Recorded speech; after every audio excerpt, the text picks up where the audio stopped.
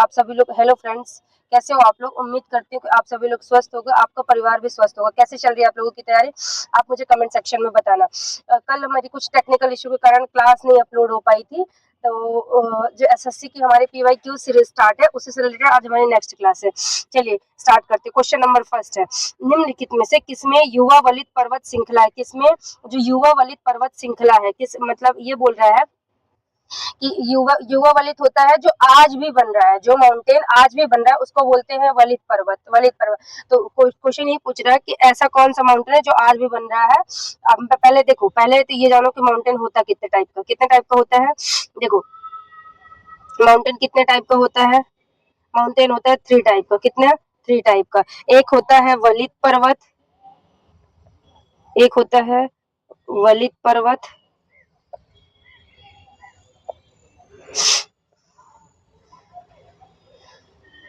एक होता है वलित पर्वत,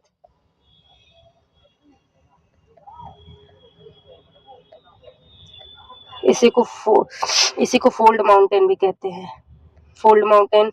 एक होता है ब्लॉक माउंटेन, हिंदी में भी ब्लॉक ही बोलते हैं। एक होता है वोल्केनो,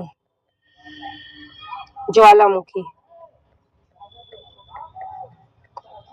ज्वालामुखी। आपको मैंने प्लेटें बताई थी, आपको मैंने क्या पढ़ाया था, आपको मैंने प्लेट बताया था। देखो तो मैंने क्या पढ़ा था, प्लेट कितने टाइप की होती है, प्लेट 3 टाइप की होती है।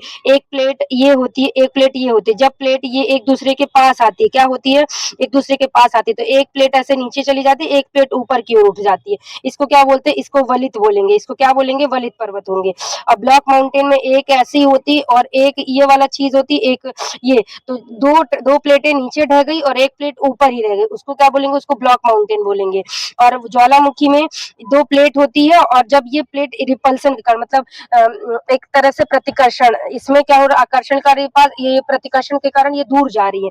तो मैंने आपको बताया था पृथ्वी के अंदर क्या है, लावा। तो जब ये दूर जा रही है तो इसके अंदर जो लावा है ये क्या है, ये बाहर निकलने लगता है। ये क्या है, ये बाहर निकलने लगता है। इसको तो ऐसे इस प्रकार से बने ज्वालामुखी मतलब पर्वत को क्या बोलते हैं, उसको बोलते हैं मतलब वोल्केनो माउंटेन। ठीक है, इस तरह के माउंटेन को क्या बोलेंगे, ब्लॉक ये मतलब वोल्केनो माउंटेन। ठीक है, अब देखो, अब जो वलित पर्वत होता है ये भी 2 टाइप का होता है। वलित पर्वत कितने टाइप का होता है, 2 प्रकार का होता है।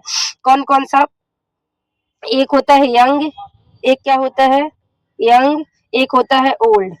मतलब यंग में होता है कि जो जिसकी प्लेटें आज भी मतलब वो एक तरह से वो उस जो पर्वत है उसके नीचे की प्लेटों में आज भी मूवमेंट हो रहा है। क्या हो रहा है, आज भी मूवमेंट हो रहा है, उसको बोलते हैं यंग। और जो मूवमेंट खत्म हो चुका है, अब कोई उसके मूवमेंट, उसको बोलते हैं ओल्ड। ठीक है, तो जैसे आपको जो हमारा माउंट एवरेस्ट है, माउंट एवरेस्ट की ऊंचाई आज भी बढ़ रही है। माउंट एवरेस्ट की 8,886 किलोमीटर थी, तो अब ना उसकी ऊंचाई आज भी बढ़ रही है, अब उसकी बढ़ गई है। रीजन सिर्फ जो उसके प्लेटें हैं वो आज भी काम कर रही हैं, मतलब उनमें एक तरह से वर्क कर रही हैं, तो उसकी जो ऊंचाई है इसी के कारण बढ़ती जा रही है। ठीक है, एग्जाम्पल इसमें लिख लो।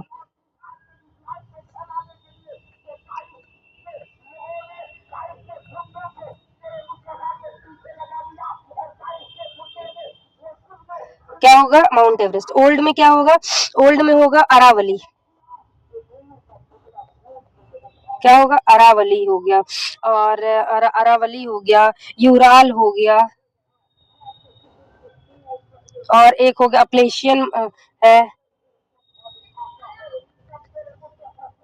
अपलेशियन आज भी ये पर्वत जो है ये आज भी बन रहे हैं, समझ रहे हो, ये पर्वत जो है आज भी बन रहे हैं। ठीक है, अब आता है ब्लॉक माउंटेन। ब्लॉक माउंटेन क्या होता है, दूसरा क्या है, ये है ब्लॉक माउंटेन। ब्लॉक माउंटेन में मैंने बताया कि 2 प्लेटें नीचे रह जाती है, 2 प्लेटें नीचे हो जाती है और एक प्लेट ऊपर की ओर उठ जाती है, तो उसको क्या बोलते हैं, उसको ब्लॉक माउंटेन बोलते हैं। तो जो प्लेटें नीचे ढह गई उसको मतलब एक तरह से जैसे एक बीच में पहाड़ी उठी और दोनों साइड क्या हो, घाटियां हो। ठीक है, ऐसे कि इधर भी एक घाटी हो, इधर भी एक घाटी और बीच में क्या हो, पहाड़ी हो। ऐसा कौन सा पर्वत है, तो आपको पता होगा कि जो मध्य प्रदेश में विंध्याचल और सतपुड़ा है। कौन सा, विंध्याचल और सतपुड़ा। जो विंध्याचल और सतपुड़ा पर्वत है वो ऐसी ही वो इसी कैटेगरी के जो वो पर्वत कौन से कैटेगरी के, वो ब्लॉक माउंटेन है। कैसे? क्योंकि आप देखोगे ना, देखो एक साइड भी घाटी है, दूसरे साइड भी घाटी है, इसीलिए तो सतपुड़ा और विंध्याचल के बीचों बीच फिर कौन सी नदी निकलती है? नर्मदा नदी। कौन सी निकलती है? नर्मदा नदी। क्यों? क्योंकि बीचों बीच घाटियां थी, इसीलिए उसके बीचों बीच से कौन सी नदी निकली हुई है?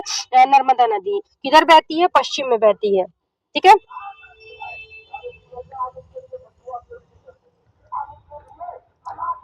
ब्लॉक माउंटेन क्या है? Block mountain. अरे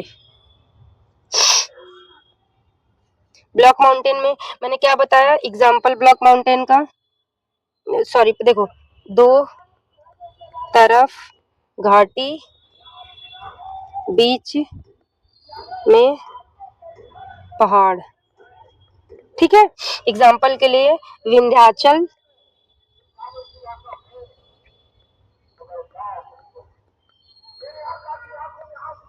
विंध्याचल और सतपुड़ा,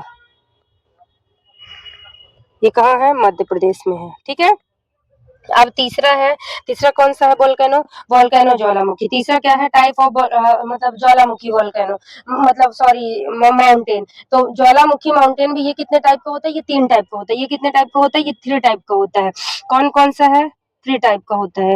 एक एक तो वो माउंटेन जिसका लावा ना बिल्कुल लिक्विड फॉर्म में, लिक्विड मतलब ऐसे एकदम से बहता, जैसे पानी नहीं बहता, तो जिस माउंटेन का लावा जो है इस फॉर्म में अभी भी बह रहा है, तो इस प्रकार के माउंटेन को एक, उस प्रकार का माउंटेन, एक जिसका लावा बहुत ज्यादा गाढ़ा है वो हो गया, और एक जिसका मतलब जो लावा है वो कोलाइडी, मतलब ऐसे कि सांद्रता मतलब चिपचिपे वाले एरिया में है। ठीक है।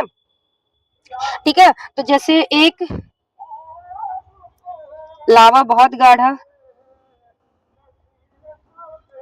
बहुत पतला, एग्जाम्पल पानी के जैसे,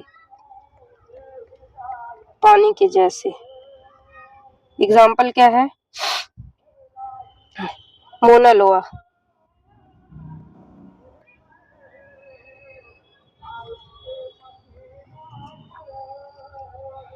और क्या है? किलौआ।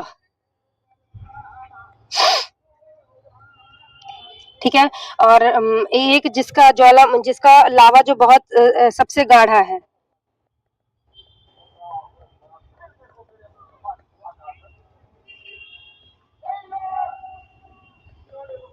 सबसे गाढ़ा लावा। एग्जाम्पल के लिए फ्यूजियामा,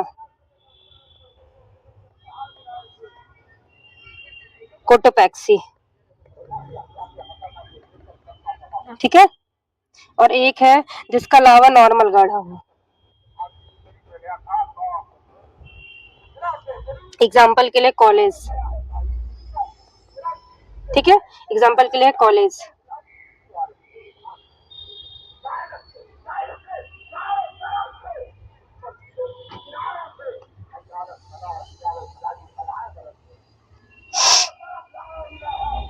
ठीक, ये होता है। तो अभी क्वेश्चन क्या पूछा था? अब क्वेश्चन पे आते। देखो क्वेश्चन क्या पूछा है? निम्नलिखित में से किसमें युवा वलित पर्वत है? ये अभी अभी अभी कौन सा युवा वलित, वलित मतलब जो अभी भी बन रहा है। ठीक है। मध्य प्रदेश में युवा वलित पर्वत श्रृंखला है, जिसमें युवा वलित पर्वत श्रृंखला है। तो जो एक होती है नई वाली, एक होती है पुरानी वाली। ठीक है। तो कौन सी वाली है? अरावली, ये पुरानी रेंज है। यूराल, ये भी पुराना रेंज है। एक है अपलेंसिया, अपलेनी, ये अपलेसिस माउंटेन रेंज, ये भी बन रहा है। अल्पस, अल्पस माउंटेन रेंज, ये कौन सा है? ये वलित पर्वत का, नववलित पर्वत का उदाहरण है। कौन सा है? नववलित पर्वत का उदाहरण है। तो इससे मतलब आंसर क्या होगा? इसका आंसर बी होगा। ये ओल्ड वलित माउंटेन है, ओल्ड वलित माउंटेन, ओल्ड वलित माउंटेन। ठीक, चले अगला क्वेश्चन है। भारत की स्थल सीमा 15,106 किलोमीटर लंबी है और तटीय क्षेत्र सहित इसकी समुद्र तट रेखा डैश किलोमीटर है। कितने किलोमीटर? मतलब इसके जो स्थलीय सीमा है वो 15,106 किलोमीटर सीमा है, और समुद्री सीमा आपको पता होना चाहिए कि 2026 में ये जो ये कोस्टल एरिया है उसका उसको पहले 7,000 516 किलोमीटर थी, अब वो नई बन गई है। कितनी बनी है? 11,096 किलोमीटर, 11,098 किलोमीटर, सॉरी 11,098 किलोमीटर। क्यों? क्योंकि पहले थी जो अब जो मेजर किया गया वो अब नई टेक्निक के थ्रू उसको मेजर किया गया है, इसीलिए उसकी लंबाई मतलब बढ़ गई है। अब क्या हो गया? नई टेक्निक के थ्रू उसको मेजर किया गया है। ठीक है, तो देखो ये है,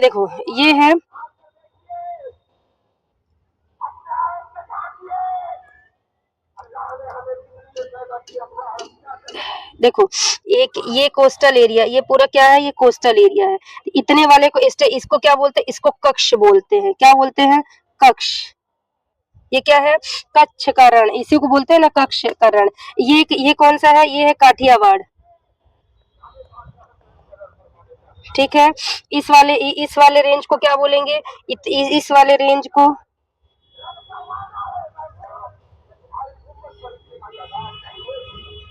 इसको बोलेंगे कोंकण तट। कोंकण तट, ठीक है। इसको कौन सा एरिया बोलेंगे? इसको बोलेंगे मालाबार तट। इसको क्या बोलेंगे? तो दूसरे कलर से करती हूँ। ये पूरा क्या है? मालाबार तट।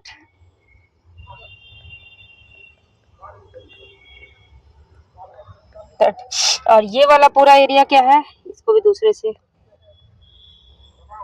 ये वाला पूरा एरिया क्या है? इसको बोलते हैं कोरोमंडल तट। क्या बोलते हैं? कोरोमंडल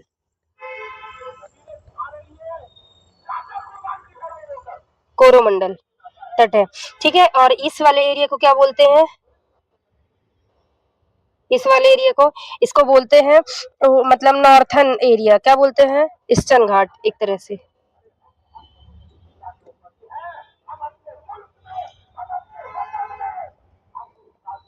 ईस्टर्न घाट। इसको क्या बोलते हैं? ये छोटा सा बच्चा है, ये छोटा सा एरिया, इसको क्या बोलेंगे? इसको बोलते हैं उत्कल। क्या बोलते हैं? उत्कल। ये कहाँ है? ओडिशा में।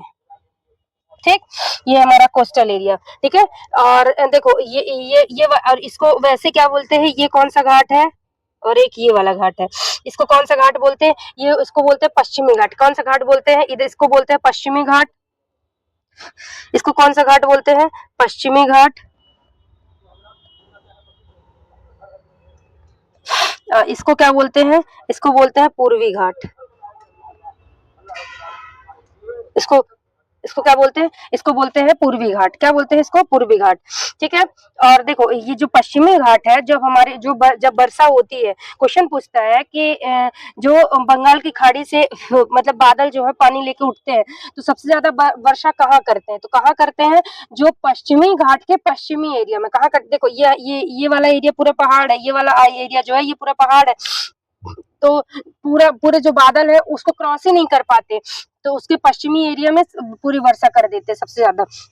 तो पश्चिमी घाट के पश्चिमी क्षेत्र में सबसे ज्यादा वर्षा होती है।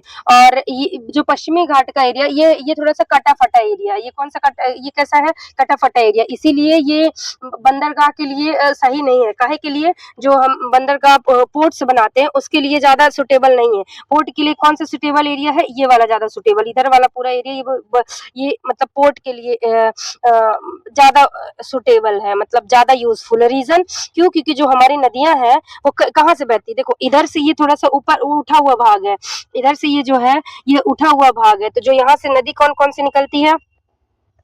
यहाँ से एक नदी निकली, ये एक नदी, इस चलो अगले वाले में मैं बता दूंगी इसको, नहीं एक नदी निकली, चलो वो उसमें बता। देखो पहले इतना तो समझ में आ गया ना आपको, फिर इसमें फिर खिचड़ी हो जाएगा। क्वेश्चन क्या पूछ रहा था कि भारत की स्थल सीमा 15,106 किलोमीटर लंबी है और तटीय सीमा क्षेत्रों सहित इसकी समुद्री तट रेखा किलोमीटर लंबी है। कितनी लंबी है? क्वेश्चन ये पूछा है, तो इस है 7,516 किलोमीटर। कितनी है? 7,516 किलोमीटर। बट ये पहले थी, 2025 में ये न्यू बन गई है। न्यू कितनी हो गई?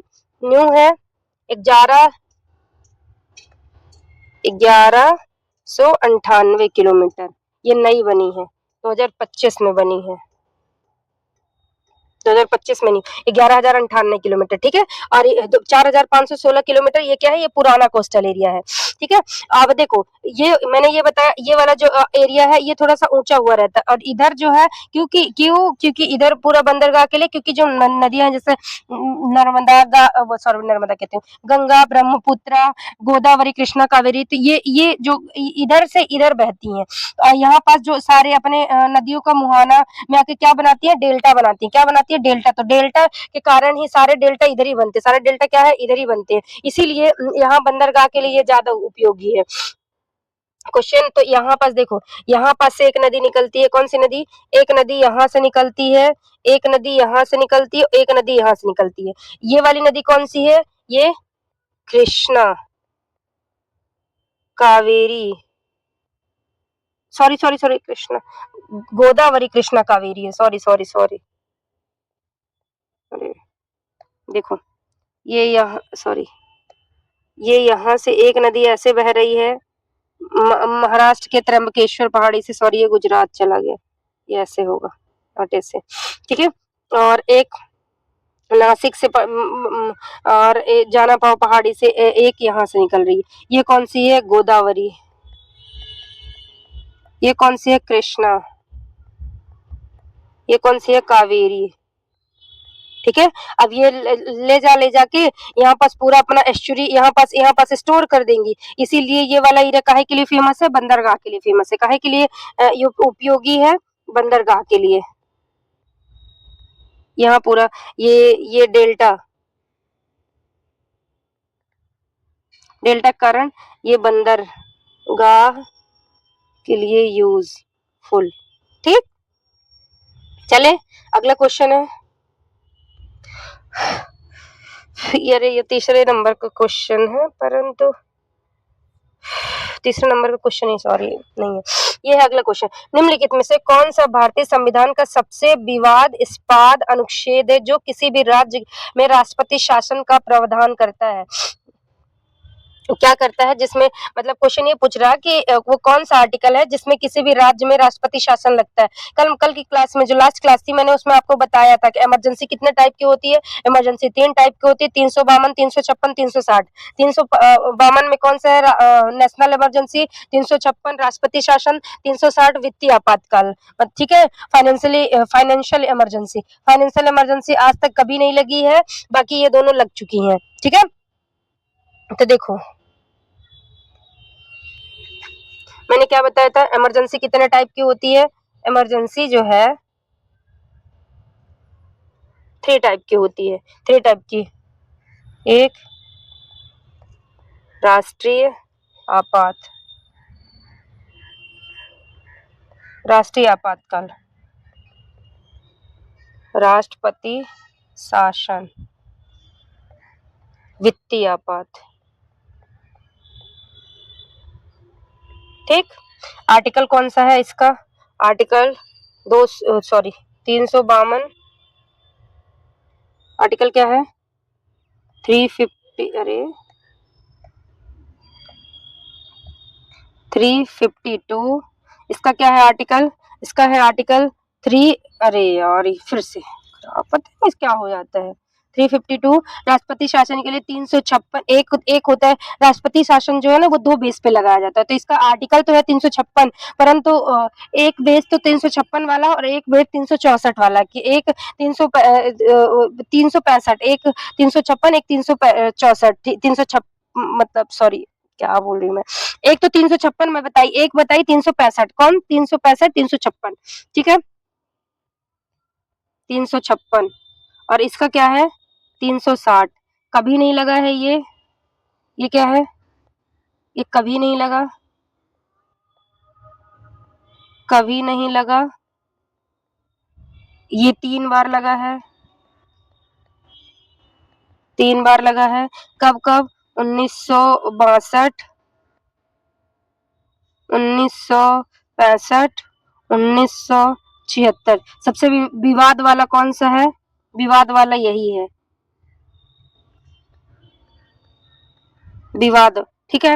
रीजन क्योंकि इंदिरा गांधी मतलब इसका ये था कि जो 352 का नेशनल इमरजेंसी, आप एक तो बाहरी आक्रमण हो या फिर कोई ऐसे देश के अंदर कोई बहुत बड़ी ट्रेजेडी हो जाए तब राष्ट्रीय आपातकाल घोषित करो, पर या फिर कोई आंतरिक डिस्टर्बेंस है। तो जो इंदिरा गांधी ने 1976 वाला लगाया था, उन्होंने लगा दिए थे 376 में मतलब आर्टिकल मतलब क्या बोला था कि आंतरिक डिस्टरबेंस के कारण, क्या बोला था, आंतरिक डिस्टरबेंस होता है, बाकी ऐसा उसका कुछ पॉलिटिकल पॉलिटिकल इशू था, ऐसा कुछ पॉलिटिकल इशू था, ठीक है। परंतु उन्होंने बिना किसी से परमिशन लिए ऐसे सीधे राष्ट्रपति शासन लगवा देती हैं, और राष्ट्रपति शासन को लगाता कौन है, ये लगाता राष्ट्रपति है, और मतलब बोलता कौन है, तो प्रेसिडेंट बोलता है। जब राष्ट्रपति शासन ये लगाती है तो पूछते तो है कि उस समय राष्ट्रपति कौन था राष्ट्रपति,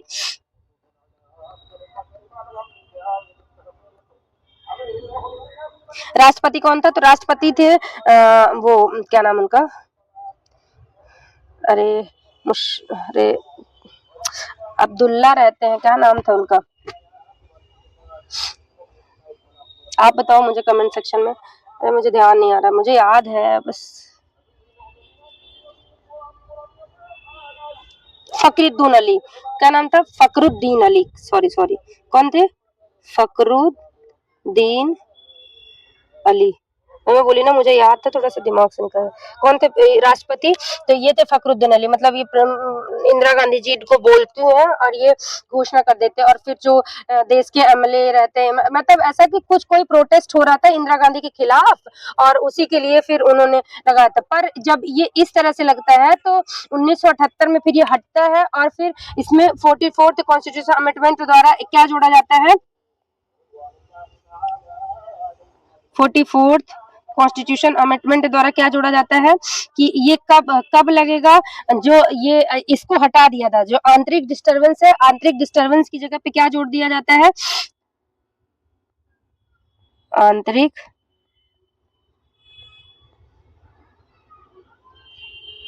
डिस्टरबेंस को रिप्लेस करके क्या जोड़ा जाता है, जोड़ दिया जाता है, ये जोड़ा जाता है कि इसको रिप्लेस करके आर्म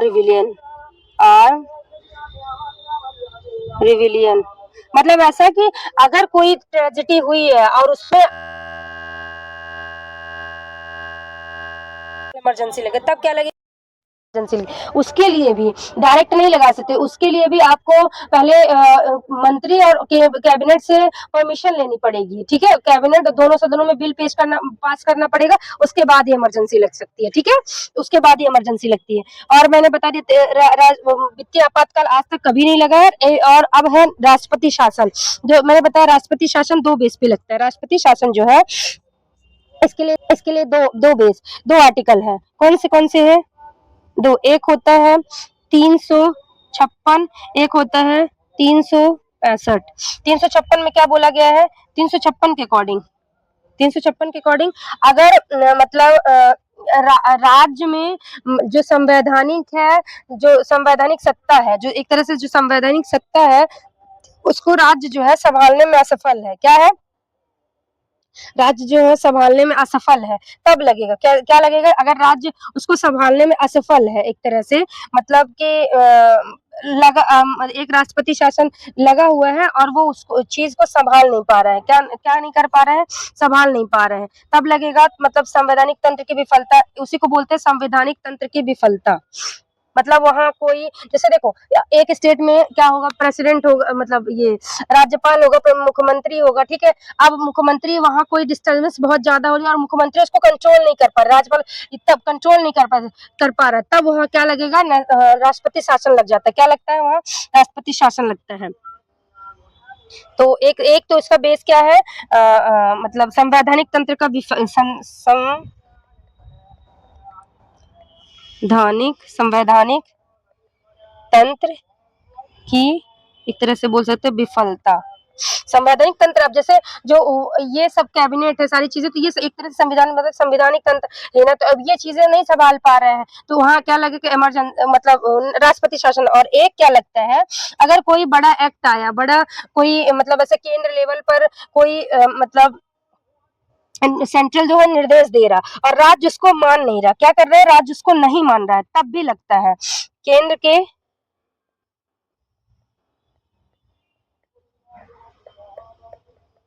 निर्देशों का पालन न करने पर, ठीक है। एक तो केंद्र मतलब इसका केंद्र के निर्देशों का पालन न करने पर तब भी लगता है, ठीक है। और एक मैंने ये बता दिया। और जैसे एग्जाम्पल के लिए मणिपुर में लगा था, क्या था मणिपुर में कब लगा था, 2025 क्या कब लगा था, मणिपुर में 2025 फरवरी में लगता है। क्यों, क्योंकि जो वहां से सीएम, देखो वहां दो जनजाति एक रहती कुकी, एक मैती। जो कुकी मैती है, ये लोग ना आपस में ही मतलब बहुत इनके बीच में 2023 से संघर्ष चल रहा है, आपस में लड़ाई झगड़े, रोज दंगे फसाद होते हैं। और सिर्फ एक तो कुछ तो ये कास्ट के कारण, कुछ इंटरनल इशू भी थे, बहुत सारी चीजों के लेके। तो जो वहाँ की शासन थी, सरकार थी, वो उसको संभाल नहीं पा रही थी, वो उसको कंट्रोल नहीं कर पा रही थी, जिसके कारण जो वहाँ के सीएम रहते हैं, कौन, एन बीरेन सिंह तो अभी है, कौन रहते हैं वो, क्या नाम है उनका, यूमनाम खेमचंद, कौन रहते हैं, एन वीरेन सिंह ही रहते हैं, क्या एन वीरेन सिंह पुराने नाम के। तो जो एन वीरेन सिंह रहते हैं, वो क्या करते हैं, वो अपने पद से इस्तीफा दे देते, क्या करते हैं, अपने पद से इस्तीफा देते। तो जो वहाँ के राज्यपाल कौन थे, वहाँ के राज्यपाल थे अजय कुमार भल्ला, कौन थे, अजय कुमार भल्ला। तो जो अजय कुमार रहते हैं, वो राष्ट्रपति जी को बोलते हैं कि आप यहाँ राष्ट्रपति शासन लगा दीजिए, क्योंकि यहाँ चीजें हमारे कंट्रोल से बाहर है। तो जब वहाँ राष्ट्रपति शासन लग जाता है, तो फिर वहाँ कुछ दिन के लिए वहाँ फिर कंट्रोल किसका होता है, वहाँ केंद्र का कंट्रोल हो जाता है। कहाँ किसका कंट्रोल हो गया, एक तरह से वहाँ केंद्र का कंट्रोल होगा, समझ गए। और फिर जो अभी 2026 के फरवरी में फिर वहां का जो राष्ट्रपति शासन है वो खत्म होता है, और जो नए सीएम है क्या नाम है, यूमनाम खेमचंद, ये बीजेपी पार्टी से वहां के नए सीएम बनते हैं, ठीक है।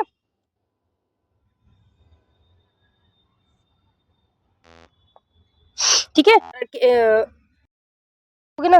और क्वेश्चन ये भी है कि सबसे ज्यादा आज तक में मतलब ये नेशनल राष्ट्रपति शासन कहाँ लगा है, तो सबसे ज्यादा मणिपुर में ही लगा है, उसके बाद उत्तर प्रदेश में लगा है। सबसे ज्यादा बार कहाँ लगा है, एक तो मणिपुर में लगा है, दूसरी बार फिर कहाँ लगा है, तो दूसरे लगा है इसमें उत्तर प्रदेश में, ठीक है।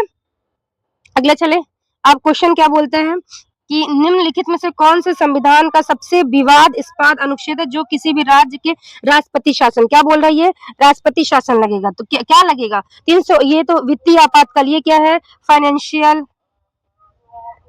इमरजेंसी, ये 352, ये नेशनल इमरजेंसी 358, 356, तो आंसर क्या होगा, 356, आंसर क्या होगा, 356। आर्टिकल नंबर 358 में ये लिखा है कि देखो, जब मतलब ये नेशनल इमरजेंसी लगती है, तो आपको पता है कि आर्टिकल नंबर 19 जो है आपका खत्म हो जाता है, क्या हो जाता है, आर्टिकल नंबर 19 मतलब नहीं, मतलब एक तरह से खत्म हो जाता है।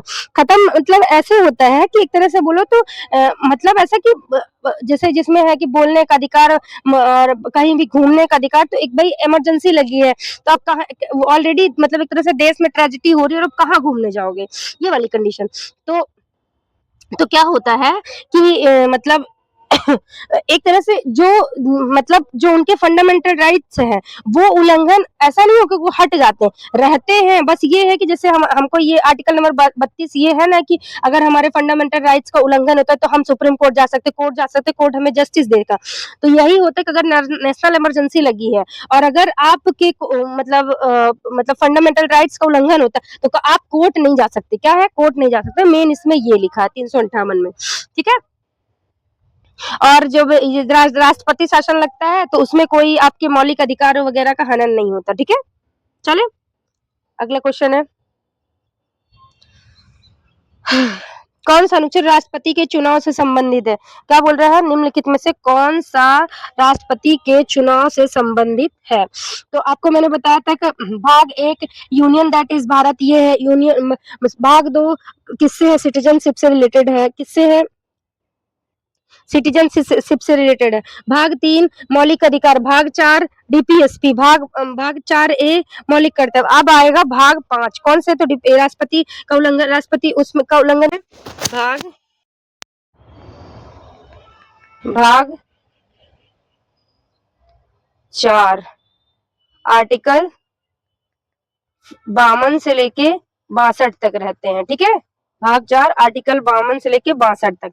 अब आर्टिकल नंबर पहले क्या है? 52, 53, 54, 55, 56, 57, 58, 59, 60, 61, ये 62। ये क्या है? 61, 62। ठीक है, देखो आर्टिकल नंबर 52 में क्या लिखा है? भारत का एक राष्ट्रपति होगा। क्या लिखा है? भारत का एक राष्ट्रपति होगा। क्या होगा? क्या लिखा है? भारत का एक राष्ट्रपति होगा। 53 में क्या लिखा है? राष्ट्रपति जो है कार्यपालिका का पदेन सभापति होगा।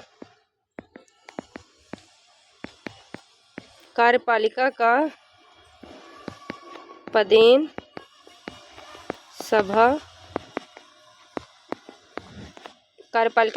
सभापति होगा। ठीक है, कार्यपालिका का पदेन सभापति होगा।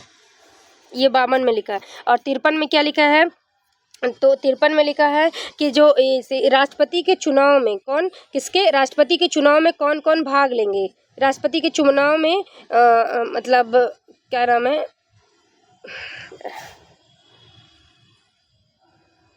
राष्ट्रपति के चुनाव में कौन कौन भाग लेंगे?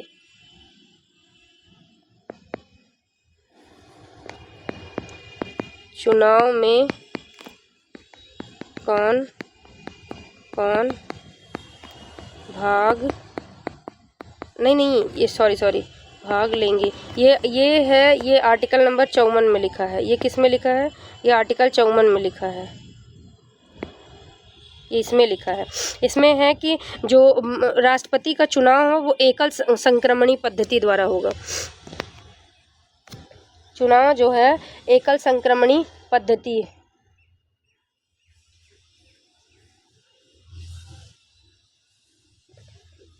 आर्टिकल नंबर 54 में नहीं यार, सही थी, 55 में ये होगा ना। ए बी सी रामेन नहीं सही। आर्टिकल नंबर 54 में यही है। इसमें कौन कौन भाग लेगा? तो कौन कौन भाग लेता है? तो एमएलए और एमपी और जो केंद्र शासित प्रदेश है वहाँ के इलेक्टेड एमएलए भी भाग लेंगे। कौन कौन? एक तो एमएलए और एमपी भाग लेंगे, और जो मतलब केंद्र शासित प्रदेश है वहाँ के इलेक्टेड एमएलए भी भाग लेंगे। और 55 में क्या लिखा है? इसकी पद्धति निर्वाचन पद्धति एक तरह से एक कैसी होगी? एकल संक्रमणीय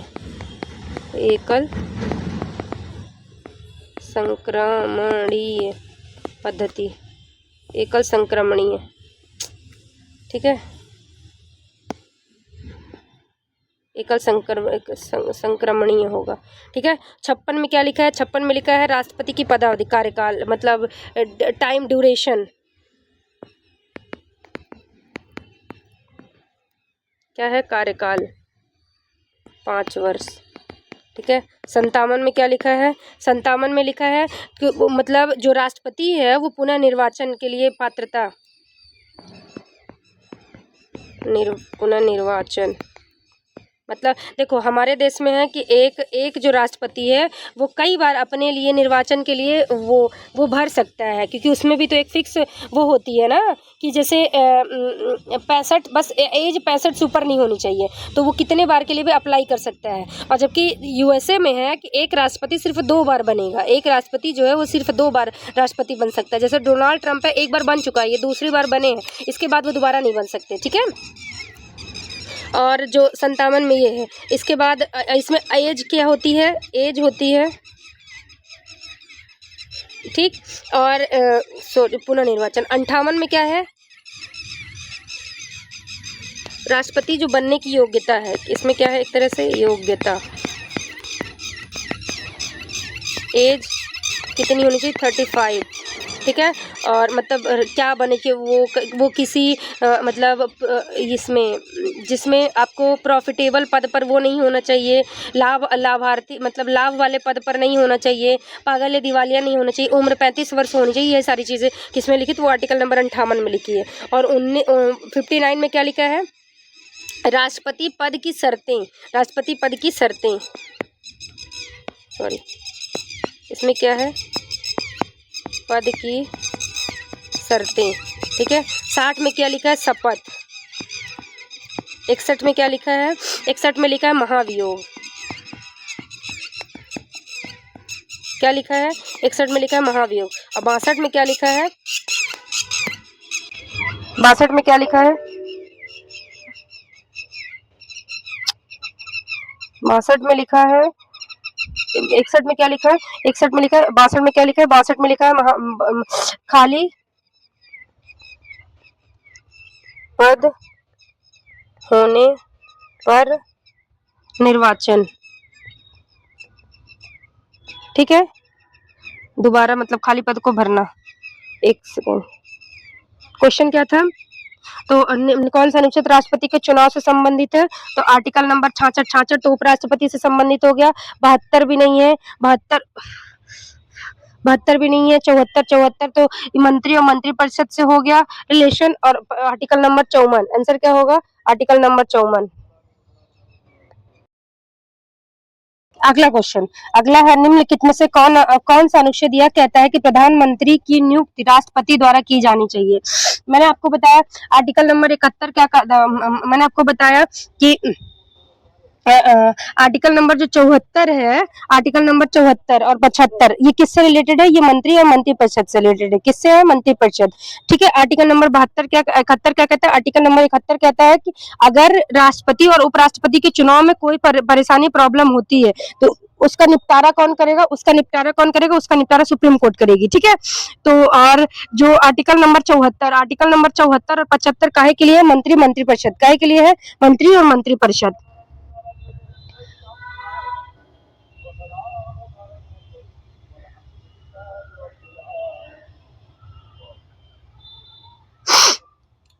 आर्टिकल नंबर देखो ये है 74। 71 में क्या लिखा है? 74 में क्या लिखा है? 71 में लिखा है कि राष्ट्रपति एंड, एक तरह से इंग्लिश में भी लिख सकती हूँ ना, उतना बड़ा लिखना पड़ता है। प्रेसिडेंट एंड वाइस प्रेसिडेंट के इलेक्शन में problem, any problem, create any problem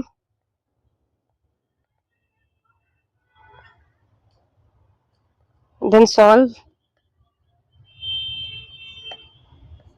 इसको सॉल्व कौन करेगा? उसको सॉल्व कौन करेगा? तो उसको सॉल्व करेगा सुप्रीम कोर्ट। कौन करेगा? Supreme court. कौन करेगा? सॉल्व सुप्रीम कोर्ट, ठीक है। ये है आर्टिकल नंबर 71। आर्टिकल नंबर 74 क्या है? आर्टिकल नंबर 74 के राष्ट्रपति की हेल्प के लिए, किसके लिए? राष्ट्रपति की हेल्प के लिए मंत्री व मंत्रिपरिषद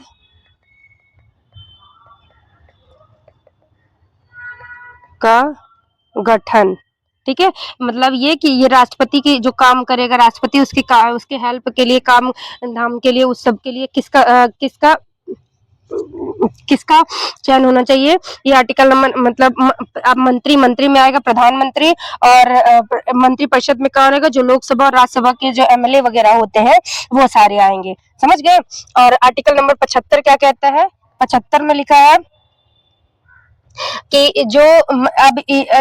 अब जैसे ये सारी चीजें एमएलए, अब इनका मतलब एक तरह से गठन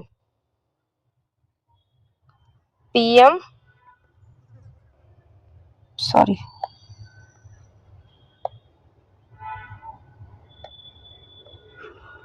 पीएम प्लस मंत्रिपरिषद, काउंसिल ऑफ मिनिस्टर,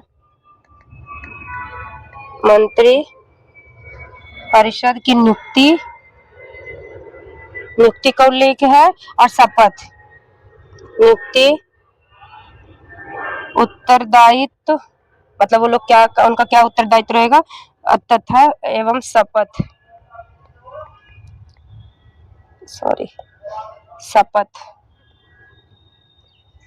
शपथ, ये किसमें लिखा है, ये आर्टिकल नंबर 75 में लिखा है। इसी में लिखा है कि मतलब मंत्रिपरिषद में सबसे हेड कौन होगा, सबसे हेड होगा प्रधानमंत्री की नियुक्ति, प्रधानमंत्री होगा। प्रधानमंत्री की नियुक्ति कौन करता है, प्रधानमंत्री की नियुक्ति जो है राष्ट्रपति करता है, और अन्य मंत्रियों की नियुक्ति जो है वो राष्ट्रपति, जो राष्ट्रपति है प्रधानमंत्री की सलाह, जैसे होम मिनिस्टर हो गए, एजुकेशन मिनिस्टर हो गए, रक्षा मंत्री हो गए, तो ये सारे जो मंत्री बनेंगे ये किसकी हेल्प से बनेंगे, ये राष्ट्रपति ही नियुक्त करेगा, परंतु प्रधानमंत्री की हेल्प से, मतलब प्रधानमंत्री एक तरह से सलाह करके, ऐसा। और देखो सारे देशों में जो मंत्री परिषद है, हमारे देश में जो राष्ट्रपति है, राष्ट्रपति सारे काम, कोई भी काम हो, वो हर काम मंत्री परिषद से पूछ के ही करेगा। कौन करेगा, मंत्री परिषद। जैसे अगर कोई मंत्री परिषद ने कोई बिल राष्ट्रपति को भेज दिया, ठीक है, और अगर राष्ट्रपति ने उसके ऊपर साइन नहीं किया, वो अगर चाहे तो दोबारा विचार विमर्श के राष्ट्रपति, मतलब लोगों के पास भेज, मतलब मंत्री काउंसिल में फिर से भेज सकती है, परंतु अगर काउंसिल ने कोई जवाब नहीं दिया तो वो उसको फिर वो जो कानून है उसको पारित करना पड़ेगा, समझ गए।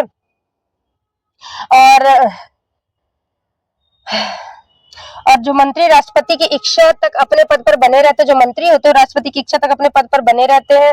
और जैसे शपथ का मैंने बोला, पद संभालने से पहले राष्ट्रपति मंत्रियों को जो है पद और गोपनीयता की शपथ दिलाते हैं। बाकी बिना संसद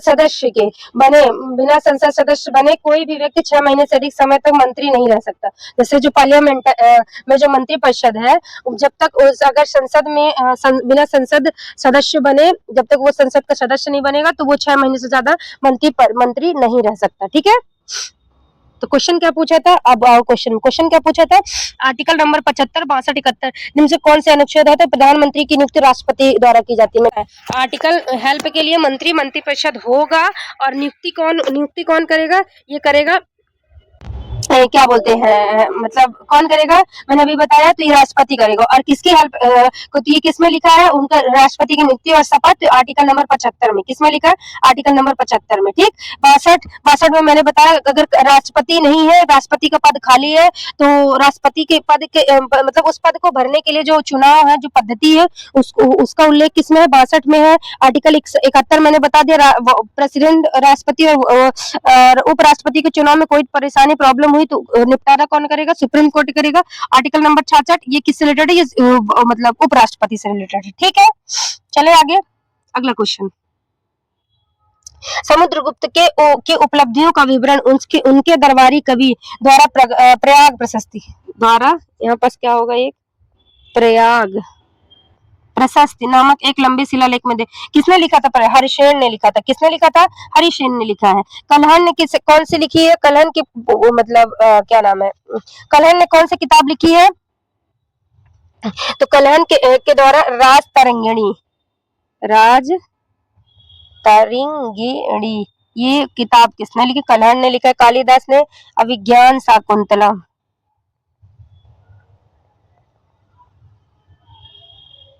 अभिज्ञान शाकुंतलम, ठीक है। देखो पहली बात तो कालिदास किसके शासन को, नवरत्नों में से मतलब चंद्रगुप्त जो द्वितीय रहता है, ये चंद्रगुप्त द्वितीय कौन था, ये समुद्रगुप्त का बेटा था। उसी के दरबार में 9 रत्नों में से एक कौन थे, वो थे कालिदास। उनकी पुस्तक कौन सी है, यही मतलब अभिज्ञान शाकुंतलम, ठीक है। और जो जैसे समुद्रगुप्त को क्या भारत का नेपोलियन, देखो ये है समुद्र, मतलब देखो समुद्रगुप्त को क्या बोला जाता है, भारत का नेपोलियन बोला जाता है। भारत का क्यों, क्योंकि इसने पूरा साउथ तक जीता था, दक्षिण भारत तक जीतने वाला पहला सम्राट था, पूरा दक्षिण तक पूरा जीता था। और इसने मतलब जीत सबको लिया, पर किसी का शासन अपने में मतलब मिला लिया, और जो जिसका राज्य था उसको लौटा दिया कि तुम यहाँ शासन करो, मुझे टैक्स दो, ठीक है। और एक तो ये काम किया, एक के बाद बाकी इसके शासनकाल में क्या बोलते हैं, क्या बोल रही थी, और इसकी जो माता है वो कुमार देवी रहती हैं। इसके पिता कौन थे, चंद्रगुप्त प्रथम थे, उन्हें गुप्त वंश का वास्तविक संस्थापक माना जाता है। और ये एक कवि था, ये क्या था, एक कवि।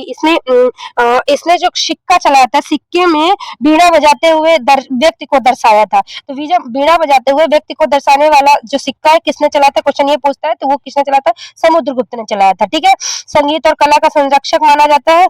इसने कुछ सिक्कों में बीड़ा बजाते हुए अश्वमेध यज्ञ भी इसने कराया था, इसीलिए इसे अश्वमेध कर्ता भी बोला जाता है। ठीक है, राजधानी क्या थी, पाटलिपुत्र। उपाधि महाराजाधिराज की उपाधि, कौन सी उपाधि, महाराजाधिराज। एक लिच्छवी दोहित्री का भी उपाधि धारण किया था, उपाधि। और ये मैंने बता दिया, अश्वमेध कर्ता भी इसे बोला जाता था। प्रयाग प्रशस्ति के लेखक कौन है, हरिसेन। इसी के शासनकाल में कौन सी महान किताब लिखी गई, प्रयाग प्रशस्ति लिखी गई थी। ठीक है, इसे भारत का नेपोलियन बोला जाता है। ठीक, इसके दो बेटे होते हैं, रामगुप्त होता है, कुमारगुप्त और चंद्रगुप्त द्वितीय होता है। रामगुप्त की पत्नी और चंद्रगुप्त का थोड़ा सा प्रेम मिलन होता है, जिसके कारण चंद्रगुप्त और उसकी रामगुप्त की पत्नी मिलकर आपस में ही अपने पति को निपटा देते हैं और विवाह फिर चंद्रगुप्त द्वितीय से कर ली। इसकी जानकारी हमें कहाँ से मिलती है, चंद्रगुप्तम एक बुक है वहां से मिलती है। ठीक है, फिर चंद्रगुप्त के शासनकाल में मतलब 9 रत्न रहते हैं। और ये मतलब इसने विक्रमादित्य की उपाधि धारण की थी। इसने कौन सी उपाधि धारण की थी, विक्रमादित्य की उपाधि धारण की थी। ठीक है, चलिए अगला क्वेश्चन है, हर्षवर्धन का शासनकाल क्या था। हर्षवर्धन का आपको पता होना चाहिए कि जब गुप्ता डायनेस्टी खत्म होती है, तो गुप्ता डायनेस्टी खत्म होती है, देखो मैंने क्या बताया, गुप्ता डायनेस्टी का यहाँ शासन होता है। और इसी के जस्ट ऊपर यहाँ पास कौन, तो जब ये मतलब चंद्रगुप्त द्वितीय के बाद क्या होता है, चंद्रगुप्त द्वितीय के बाद जो गुप्ता वंश है उसमें कोई ऐसे महान सम्राट नहीं बता, मतलब एक शक्तिशाली राजा नहीं बता। तो 2-4 जैसे स्कंदगुप्त है, कुमार गुप्त है, इनके तक थोड़ा सही ठीक ठाक चलता है। उसके बाद ना एक तरह से गुप्त वंश जो है तो कमजोर होने लगता है। क्वेश्चन ये पूछता है कि हुंड का आक्रमण किसके शासनकाल में पहली बार हुआ था, तो स्कंदगुप्त के। तो उसने क्या किया था, उसने मतलब उनको हरा दिया। तो दूसरी बार फिर कब होता है, यही वर्धन, हुंडो को क्या बोलते हैं, वर्धन बोलते हैं। तो किसने किया था दूसरी बार, विष्णुगुप्त के समय होता है। कब, किसके समय होता है, विष्णुगुप्त के समय। विष्णुगुप्त के समय होता है, जो मतलब एक तरह से पूरी तरह से गुप्त वंश को खत्म कर देता है। और तो एक तरह से वर्धन वंश का पहला संस्थापक कौन होता है, तो पहला होता है पुष्यभूति वर्धन। कौन होता है, पुष्यभूति वर्धन। कौन होता है, पुष्यभूति वर्धन। ठीक है, पुष्यभूति वर्धन का बेटा कौन होता है, प्रभाकर वर्धन। प्रभाकर वर्धन के 3 बेटे होते हैं, एक होता है राजश्री राजवर्धन हर्षवर्धन। कौन होता है, एक राजश्री राजवर्धन हर्षवर्धन। ठीक, राजश्री का विवाह किससे होता है, जो मौखवी वंश के राजा रहते हैं ग्रीवर्मन से। जो मौखवी वंश के राजा ग्रीवर्मन से उसकी शादी, तो राजश्री की शादी किससे होती है, ग्रीवर्मन से होती है। तो ग्रीवर्मन की जैसे अब देखो, गुप्त वंश से मैंने बताया गुप्ता डायनेस्टी को धीरे धीरे लोग खत्म कर दे। गुप्ता डायनेस्टी बहुत छोटे से उसमें बचा। तो जो वहां का जो राजा मतलब एक तो गुप्त सम्राट रहता है देवगुप्त, क्या नाम रहता है, देवगुप्त। वो क्या करता है, वो कहा करता है, वो मालवा का शासक था। तो वो देवगुप्त और उसका अपने दोस्त के साथ, किसके साथ, शशांक के साथ। किसके साथ, शशांक। देवगुप्त और शशांक मिलकर किसको मार देते हैं, जो मतलब राजश्री की पति, किसको, राजश्री के पति मतलब ग्रीवर्मन को मार देते हैं। फिर जो क्या बोलते हैं, राज्यवर्धन होता है। कौन, जो राज्यवर्धन होता है, मतलब एक तरह से बहन का भाई बड़ा वाला। तो जो राज्यवर्धन होता है वो अपनी बहन के पति का बदला लेने के लिए वो किसको मार देता है, वो इसको मार देता है, क्या नाम है, देवगुप्त को मार देता है। किसको मार देता है, देवगुप्त को। किसने मार दिया, राजवर्धन ने। किसने मार दिया, राजवर्धन ने। फिर तो अपने मित्र का बदला लेने के लिए राजवर्धन को कौन मार दिया, शशांक मार दिया। शशांक क्या कर देता है, अपने मतलब मित्र का बदला लेने के लिए क्या कर देता है, उसने राजवर्धन को मार दिया। अब शशांक को फाइनली कौन मार देता है, फिर शशांक को फाइनली कौन मार, हर्षवर्धन किसको खत्म कर देता है, शशांक को मार देता है। ठीक है, और शशांक किस वंश का शासक था, गौड़ वंश का था। गौड़ वंश ने सबसे मतलब एक तरह से गंदा काम क्या किया था, गंदा काम यही किया था, जो बोधि वृक्ष है उसने को किसने कटवाया था, तो शशांक ने कटवाया था। किसने, गौड़ वंश के शासक शशांक ने कटवाया था। ठीक है, बोधि वृक्ष वही जहाँ भगवान बुद्ध को ज्ञान की प्राप्ति होती है। ठीक है, तो अब शशांक को मार दिया। अब गद्दी पर कौन बैठे? अब गद्दी पर कौन बैठ गया? तो ये हर्षवर्धन बैठ गया। कौन बैठ गया? हर्षवर्धन। तो वही पूछ रहा है कि हर्षवर्धन का शासनकाल कब से कब तक होता है? इसका आंसर होगा 606 से 647 तक। कब? 606 ईस्वी से 647 तक। इसका कोई बेटा वेटा नहीं रहता। इसके बाद इस हर्षवर्धन के बाद फिर ये जो वर्धन वंश है छोटे छोटे सामंत में टूट जाएगा। ठीक है, देखो ये है वर्धन वंश। 6ठी से 7वीं शताब्दी का पहले प्रभाकर वर्धन, राज्यवर्धन, हर्षवर्धन। प्रभाकर वर्धन मैंने बता दिया, पहला इसका पिता होता है, दूसरा हर्षवर्धन, राज्यवर्धन। राज्यवर्धन को किसने मारा? शशांक ने मारा। हर्षवर्धन उसके हर्षवर्धन शशांक को फिर किसने मारा? हर्षवर्धन ने मारा। हर्षवर्धन क्वेश्चन ये पूछा, हर्षवर्धन के शासनकाल में कौन विदेशी यात्री आता है? फाहियान आता है। कौन आता है? फाहियान आता है। कौन आता है? फाहियान आता है। ठीक है, इसके शासनकाल में वे सॉरी फाहियान नहीं, फाहियान उसके शासनकाल में था, चंद्रगुप्त द्वितीय के शासनकाल में। वेनसोंग आया था। चीनी पहला चीनी यात्री कौन था? फाहियान। दूसरा कौन था? वेनसोंग। तो दूसरा व्यक्ति इसके उसमें आता है कौन? वेनसोंग आता है, ये लिखा है। ठीक है, और इसकी बुक कौन से? सी क्यू मतलब फो क्यू की, एक तो फाहियान की रहती है, सी क्यू की इसकी रहती है, वेनसोंग की। ठीक है, ये किस लिए आता है? ये बौद्ध वृक्ष मतलब बौद्ध का मतलब बौद्ध दर्शन के लिए, बौद्ध ज्ञान के लिए। ठीक है, यहाँ आता है। ठीक, और हर्षवर्धन मैंने बताया ये एक कवि रहता है। इसने कौन कौन सी इसके प्रमुख नाटक? नागनंद रत्नावली प्रदर्शिका। हर्षवर्धन नागनंद रत्नावली प्रदर्शिका ये इसके प्रमुख नाटक है। बाणभट्ट ने इसके शासनकाल में कौन प्रसिद्ध लेखक रहते हैं? बाणभट्ट। बाणभट्ट ने क्या लिखी थी? बाणभट्ट ने हर्षचरित लिखा था। क्या लिखा था? हर्षचरित लिखा था। ठीक है, और पहले वर्धन वंश में पहली राजधानी क्या रहती है? वर्धन पहले राजधानी क्या रहती है? थानेश्वर रहती है, फिर कन्नौज रहती है, फिर पहले थानेश्वर थी, फिर बाद में क्या हो जाती है? कन्नौज हो जाती है। ठीक है, ठीक है, तो इसका आंसर क्या होगा? C number. ठीक, अगला क्वेश्चन है, वातापी चालुक्य निम्नलिखित से किस राजवंश के अधीन शासक थे? जो वातापी चालुक्य थे, चालुक्य किस वंश के अधीन शासक थे? तो जो चालुक्य डायनेस्टी होती है ये राष्ट्रकूटों के मतलब अधीन थे। किसके अधीन थे? एक तरह से एक साइड मतलब राष्ट्र को मतलब इधर चोल शासन करते हैं, चोल चे, और ऊपर कौन करता है? चालुक्य करता है। कौन? चालुक्य करता है। ठीक है, इसी में हर्षवर्धन को कौन रहता है? हर्षवर्धन और पुलकेशिन द्वितीय के बीच, पुलकेशिन द्वितीय किस वंश का रहता है? ये चालुक्य डायनेस्टी का। नर्मदा के नदी के तट पर किसका युद्ध? नर्मदा नदी के तट पर इन्हीं दोनों का, पुलकेशिन द्वितीय और हर्षवर्धन के बीच में युद्ध होता है। ये मतलब युद्ध ऐसा होता है कि एक जो नर्मदा नदी है उसको डिसाइड किया रहता है कि तुम इधर नहीं आओगे और मैं उधर नहीं जाऊंगा, तो जो हर्षवर्धन है वो क्रॉस करने लगता है, इसीलिए मतलब ऐसा युद्ध होता है जिसमें हर्षवर्धन हार जाता है। ठीक है, और चालुक्य वंश का राजधानी क्या थी? वातापी थी। और मतलब क्या बोलते हैं, इसके शासक पहला जयसिंह रहता है। दूसरा कौन था? चालुक्य वंश 3 बार स्थापित, चालुक्य डायनेस्टी है 3 बार स्थापित होती है। इसको और दूसरा कौन शासक था? पुलकेशिन द्वितीय। मैंने अभी बताया। लास्ट कौन रहता है? कीर्तिवर्मन द्वितीय। ठीक है, इसने किसको होता है? पुलकेशिन द्वितीय ने हर्षवर्धन को हटाया था, मतलब हर्षवर्धन को हटाया था। ठीक है, देखो ये है इधर का, ये चेर पांड चोल, ये जब मतलब मैंने बताया था, देखो आपको पता है साउथ में ना तीन वो होता है, 3 संगम होता है। ये मैंने आगे क्वेश्चन ऐड किया, 3 संगम होता है, चोल चेर पांड। पहली कहाँ होती? पहली मदुरई, दूसरी पहली मदुरई, दूसरी होती है कपाटपुरम में। पहली मदुरई, दूसरी कपाटपुरम, तीसरी फिर मदुरई में होती है। इन सब का देख रेख मतलब पैसा वैसा देने वाला कौन होता है? वो पांड्य वंश का होता है। तो देखो इधर पांड चोर चेल और इधर होशल वंश आ गया, वेस्टर्न यहाँ आ गया। ये देखो ये काकतीय वंश आ गया। यहाँ पास कौन शासन करता है? यहाँ करता है चालुक्य डायनेस्टी। कौन करती है? चालुक्य डायनेस्टी। यही पास से ये क्या होती है? बीचों बीच यहाँ पास ऐसे नर्मदा नदी थोड़ी सी ऊपर बहेगी। ठीक है, तो क्वेश्चन यही पूछ रहा है कि वातापी चालुक्य निम्नलिखित से किस राजवंश के अधीन आते? वातापी किसके अधीन थे? ये क्या थे? चालुक्य डायनेस्टी के। किसके?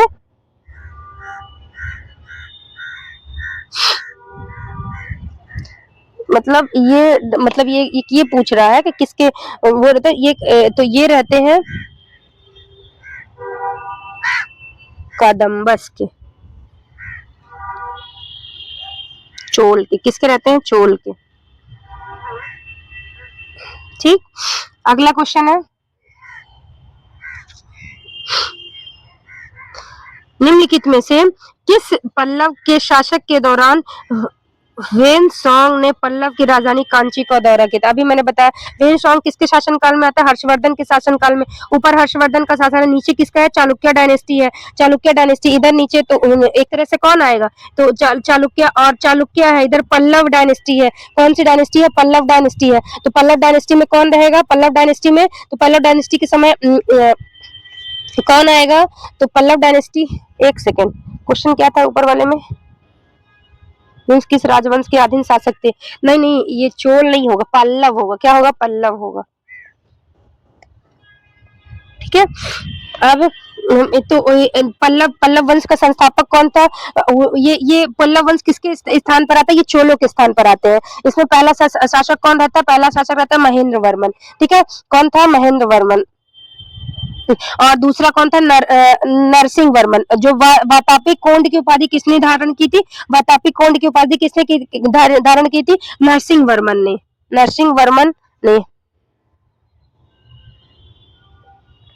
वातापी कोंड की उपाधि धारण की थी। ठीक है, और नरसिंह वर्मन, हाँ नरसिंह और फिर जो इसका संस्थापक कौन होता है? महेंद्र वर्मन।